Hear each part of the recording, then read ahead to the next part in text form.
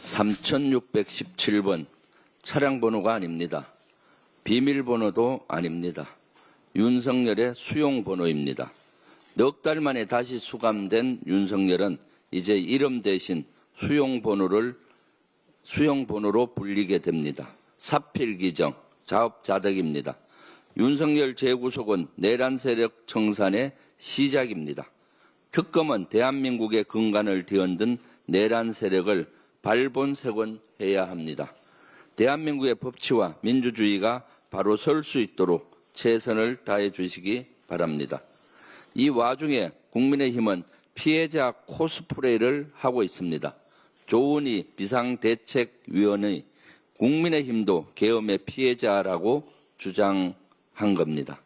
너무나 뻔뻔하지 않습니까? 국민의힘은 윤석열에 대한 탄핵 반대 당론을 여전히 유지하고 있는 정당 아닙니까? 게다가 이 혁신위원장이란 사람은 권영세, 권성동, 이른바 쌍권을 청산할 것이냐는 질문에 당원이 결정할 일이고 혁신위는 권한이 없다. 이렇게 말했습니다. 도대체 혁신할 마음이 있기나 합니까? 종합해보면 국민의힘은 반성도, 양심도, 책임도 없습니다. 그러니까 산무혁신위라는 얘기가 벌써 나오는 겁니다. 이제 그만 거짓 혁신쇼 중단하고 이재명 정부가 하루빨리 내각을 구성해 국정에 전념할 수 있도록 협조하기 바랍니다. 국내 증시의 시가총액이 사상 처음으로 3,000조 원을 돌파했습니다. 어제 마감 기준으로 코스피는 2,603조 원, 코스닥은 413조 원, 코넥스는 3조 원을 넘어섰습니다. 이재명 정부 출범 이후 경제가 회복될 것이라는 기대감, 그리고 자본시장이 투명해질 것이라는 전망이 주식시장에 긍정적인 영향을 끼쳤다는 분석입니다. 하지만 아직 갈 길이 멉니다. 대한민국은 경제위기, 민생위기, 관세위기 등 이른바 3대 위기 상황입니다. 잠재 성장률은 1%대에 불과합니다. 내수 침체와 소득 양극화는 극한으로 치달았습니다. 미국과의 관세 협상은 발등에 떨어진 불입니다. 나라의 살림의 운명이 걸린 중대한 시기입니다. 잘 먹고 잘 살아보자는데 여야가 있을 수 없는 문제입니다. 그런데 국민의힘은 여전히 국정 발목 잡기에 몰두하고 있습니다. 국민을 위해 일하는 정부, 일하는 국회 만들어야 하지 않겠습니까? 이제 그만 국민의힘도 나라 살림에 협조해 주십시오. 위기를 극복하기 위한 창의적인 해법 찾기에 힘을 보태주시기 바랍니다. 자본 잠식 상태의 업체가 여러 기업으로부터 투자를 받았다면 상식적으로 납득할 수 있겠습니까? 그런데 김건희가 배후에 있다면 충분히 가능할 것 같습니다. 한 렌트카 업체가 2023년 6월 카카오 모빌리티와 HS 효성그룹 계열사 등으로부터 180억 원을 투자받았습니다. 알고 보니 김건희의 집사로 불리는 김모 씨가 설립에 관여한 업체입니다. 이른바 김건희 집사 게이트입니다. 이 정도면 김건희는 홍길동이 아닌가 싶습니다. 여기저기 나타나지 않는 곳이 없습니다. 각종 이권 개입 의혹은 물론 계엄 선포 직전엔 국정원장과 연락했습니다. 임성근 전 사단장의 부인과도 측근을 통해 연락한 정황이 나오고 있습니다. 그렇습니다. 김건희 특검은 물론 내란, 최상병 등 3대 특검 모두에 등장하는 인물은 바로 김건희입니다.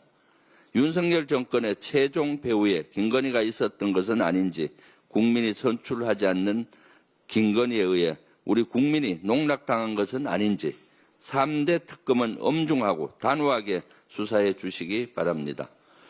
최상병 특검이 오늘 윤석열의 최측근인 김태호 전 안보실 1차장을 불러 조사합니다. 이른바 VIP 경로설이 불거진 2023년 7월 31일 윤석열에게 어떤 지시를 받았는지, 최상병 수사 결과를 뒤집는데 어떻게 개입한 것인지 그 실체가 드러날 것이라고 믿습니다. 또 외교 담당 안보실 차장은 김태호가 왜 HID 북파 공작 부대를 방문한 것인지, 북한과의 전쟁을 유도하는데 HID를 이용하려고 한 것은 아닌지, 여의치 않으니까 이후 무인기로 북한을 자극해 계엄의 명분을 쌓으려고 했던 건 아닌지, 이 역시 또 다른 특검 수사를 통해 반드시 밝혀져야 합니다. 물론 진실을 찾는 게 말처럼 쉽지는 않습니다. 하지만 진실을 깊은 어둠 속 보석에 비유하는 것처럼 찾아내면 국민께 효능감을 주고 후대에도 큰 가치를 준다고 믿어 의심치 않습니다. 오로지 국가와 국민 그리고 정의를 위해 최선을 다해 주시기 바랍니다. 이상입니다. 네, 새 정부와 우리 여당에 거는 국민들의 기대가 굉장히 큰 것 같습니다. 반가운 일입니다. 하지만 현실은 솔직히 그렇게 녹록치 않습니다.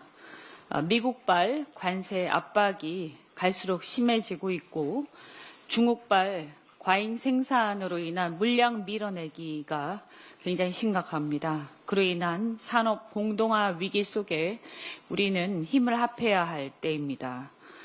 이런 와중에 야당인 국민의힘의 발목 잡기도 너무 심각합니다.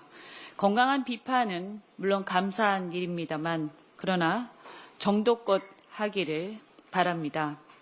그래서 부디 협조해 주시기를 바랍니다. 12.3 불법 계엄 사태를 일으킨 윤석열 전 대통령이 어제 재구속되었습니다. 애당초 석방된 것도 검찰의 요상한 날짜 계산 봐주기 등 법기술을 동원한 편법이었지만 윤석열의 내란 등 여러 혐의가 위중하지 않았던 것은 아닙니다.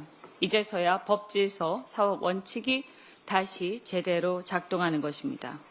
검사 시절에는 주요 사건 수사 때마다 구속 수사의 필요성을 강조하던 윤석열 검사였습니다. 본래 수사는 불구속 수사가 원칙인데도 불구하고 강제 수사 원칙을 보편화한 당사자야말로 윤석열 검사였습니다. 사실 윤석열이 수사에 관여했던 이명박 전 대통령, 양승태 대법원장, 박근혜 전 대통령 대표적인 예 아니겠습니까? 윤석열이 중앙지검장 시절에는 법원의 구속영장 기각에 대해 10번도 넘게 입장문까지 내면서 공개적으로 비판하는 등 구속수사의 필요성을 강조하지 않았습니까? 그런데 더더군다나 윤석열의 범죄 혐의는 다른 범죄도 아니고 가장 중한 내란 수괴입니다. 심지어 앞으로 추가될 것으로 예상하지만 외환과 관련된 범죄 혐의도 있다고 생각을 합니다. 이제는 더 이상 국민들 듣기 불편한 얘기는 삼가하시고 스스로 돌아보길 바랍니다.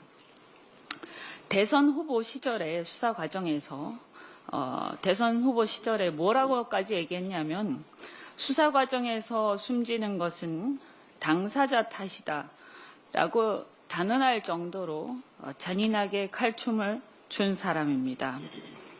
정말로 씁쓸한 일입니다. 국민들은 더 이상 이런 가짜 영웅, 이런 사례를, 이런 듣기 싫은 사례를 더 이상은 보고 싶지 않습니다.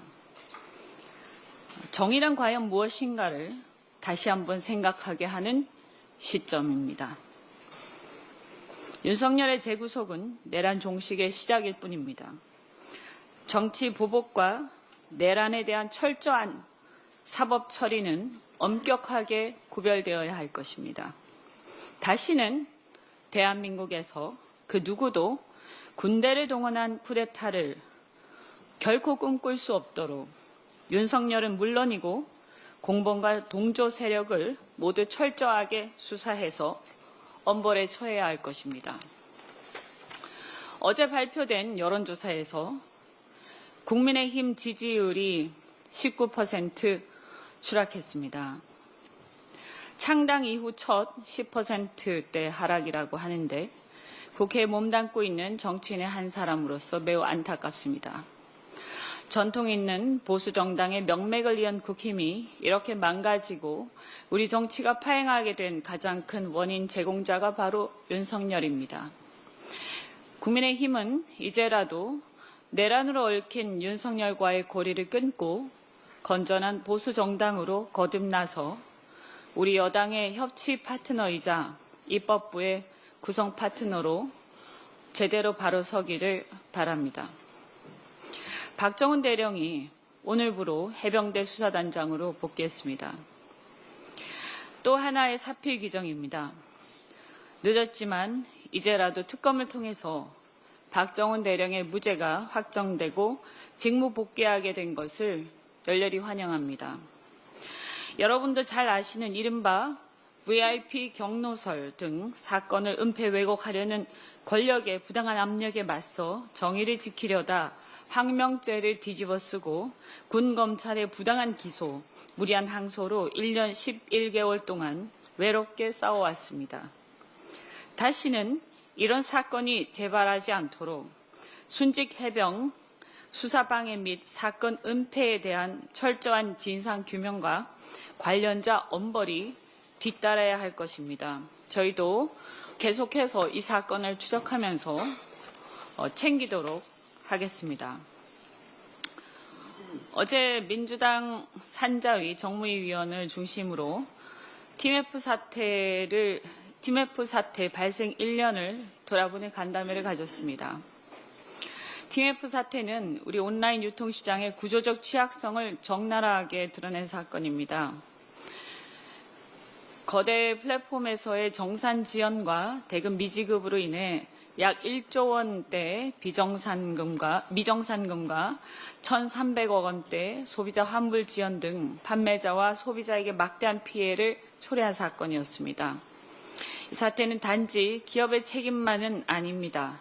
당시 윤석열 정부의 무관심과 컨트롤타워 부재로 야기된 혼란과 혼선으로 피해가 커졌고 그때 일어난 피해를 제때 제대로 수습하지 못한 책임이 매우 큽니다.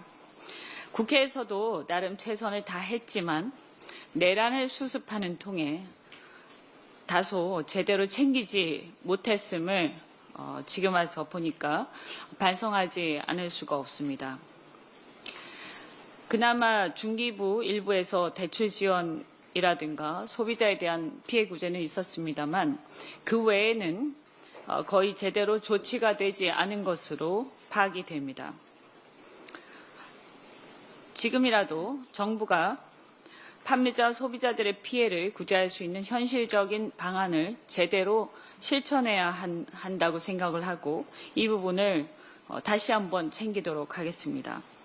또한 플랫폼 기업의 정산 투명성 확보, 대금 별도 예치 의무화, 정산 주기 단축, 소비자 보호 방안 등 전자상거래 사업자로서의 감독 강화 등 제도적 개선도 매우 시급한데 이것도 역시 다시 한번 챙기도록 하겠습니다.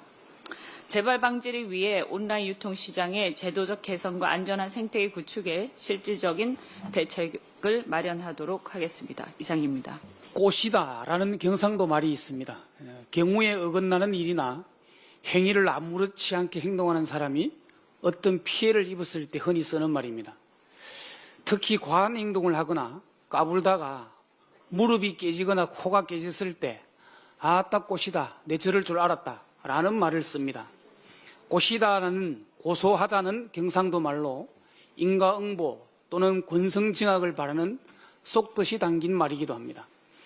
윤석열이 어제 마침내 재구속됐습니다. 이럴 때 아따 꽃이다, 내 저럴 줄 알았다 라고 경상도 사람은 말합니다. 내란의 종범인 주요 임무 종사자들은 다 구속되어 있는데 내란의 주범인 수개가 지 마음대로 활개치고 다니는 것 자체가 말이 안 되는 일이기 때문입니다. 목불인견, 눈앞에 벌어진 상황 따위를 눈뜨고 참아 볼 수 없다는 뜻입니다. 내란 속의 윤석열이 거리를 할부하는 것을 차마 눈뜨고 볼 수 없었는데 윤석열이 구속됐으니 국민의 입장에서는 참말로 꼬신 일입니다. 그런데 지기현 부장판사가 구속기간을 날이 아닌 시간으로 계산하지 않았다면 심우정 검찰총장이 즉시 항고를 했다면 내란 수개가 풀려나 124일 동안 거리를 할부하는 일 자체가 없었을 것입니다. 이제부터 시작입니다. 국가의 안정과 국민의 생명을 담보로 장기 집권을 획책한 내란의 실체를 낱낱이 규명해야 합니다. 계엄을 한 진짜 이유가 무엇이고 계엄 이후 무엇을 하고자 했는지를 명백하게 밝혀야 합니다. 또한 계엄과 내란의 진실 규명을 방해한 지기영과 심우정에도 그 책임을 묻고 심판해야 합니다. 그간 검찰과 경찰, 공수처 등 수사기관의 총 8차례에 걸친 소환조사 요구에도 불응하고 특검 조사마저 거부하던 윤석열이 9일 법정에 직접 출석해 최후 진술을 했습니다. 윤석열은 혐의를 전면 부인했지만 법원은 특검팀이 제시한 관계자 진술과 증거를 토대로 혐의가 충분히 소명된다고 판단했습니다. 윤석열은 수의를 입고 수용기록부 사진인 머그샷도 찍었습니다. 20분간 이어진 최후 진술은 한마디로 파렴치한 개변의 거짓말 대잔치였습니다. 한국가의 대통령이었던 자로서 국민에 대한 죄책감이나 반성, 뉘우침의 단어는 끝내 한마디도 없었습니다. 윤석열의 최후 진술 장면을 보면서 피노키오의 모험이라는 제목으로 알려진 이탈리아 동화가 떠올랐습니다. 동화 속 주인공 피노키오는 거짓말을 할 때마다 코가 자랍니다.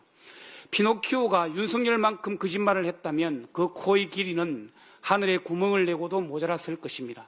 나무로 만든 피노키오의 자라난 코는 베어서 땔감으로도 쓸 수 있지만 윤석열의 거짓말은 아무 곳에도 쓸 데가 없습니다.